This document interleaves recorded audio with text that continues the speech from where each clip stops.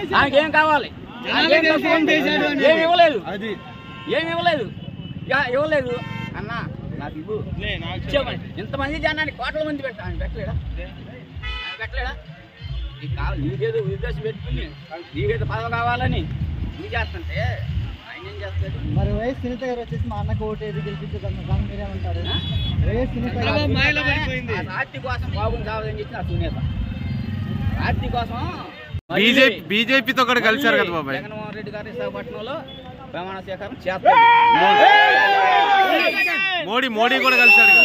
TDP, Janasena, BJP మూడు పొత్తు పెట్టుకున్నాడు వల్ల వైసీపీ అని గెలుస్తుందంట. వాళ్ళు ఏంటి కచ్చిమూళ్ళు ఉంటారు కదా, కమ్యూనిస్టులు వాళ్ళు ఉంటారు, వీళ్ళంతా కట్టుకట్టుకుని కాళ్ళు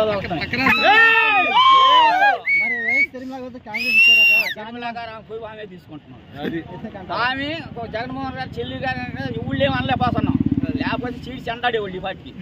ఈ ఉండా చేసిన పని ఇది, అంతేగాని జగన్మోహన్ రెడ్డి పవన్ కళ్యాణ్ మరి 4వ పిల్లం అంటున్నారు జగన్ ని. పవన్ కళ్యాణ్ కొట్టుకుని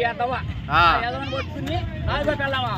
ఈ నలుగురికి మొగుడినా, ఈ 4 పట్టాలి మొగుడు.